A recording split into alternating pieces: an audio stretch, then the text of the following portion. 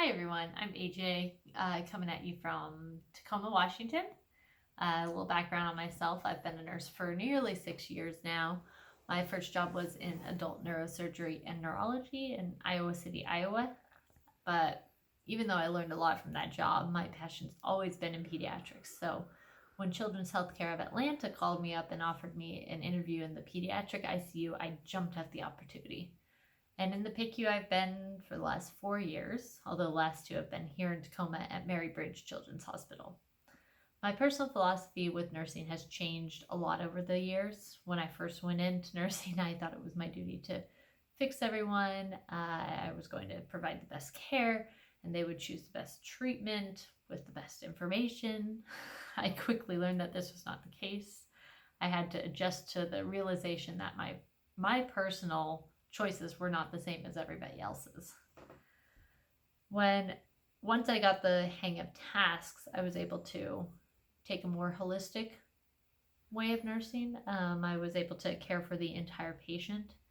When I say entire patient, I'm including their needs and wants, their emotional supports, their family and friends, and the space that they live in. The space can be the hospital bed, their home, wherever they feel comfortable in. I really began to incorporate families into my care, which honestly can be the difference between a patient getting better and a patient giving up. This really comes into effect, especially when I moved into pediatrics. In pediatrics, you care 50% for the patient and 90% for the family. Even though the math doesn't add up, I expend so much energy caring for both the patient and their parents that often it feels this way. What I've learned is a moral code of inclusion. I always include the family in my care. Have been many times where I can alleviate anxiety of the family just by explaining what numbers on the monitor mean.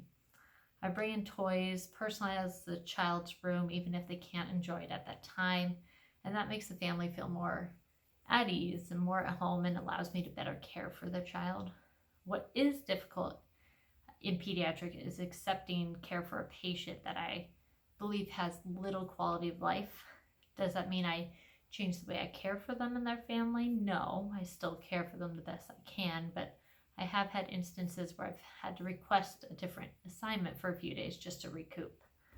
I love working with children, and I think that has built my personal philosophies very strongly. I believe in self-determination, where the patient should have autonomy of their medical choices. With children, it's a little more difficult because parents still have medical control over them, but overall, I'm able to work ethically with both the patient and the family to best care for them.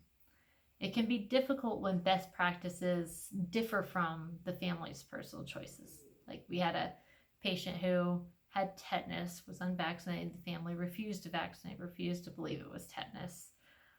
But I think that the best way to provide care is to listen and understand where the family is coming from, what their concerns are.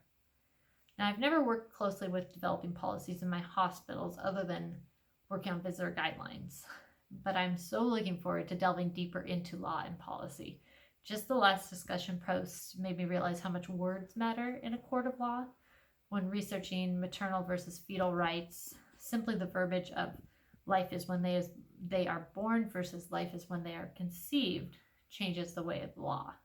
It's amazing. I am excited to learn more about the policies and law and how our ethical decisions must align with these laws in these situations.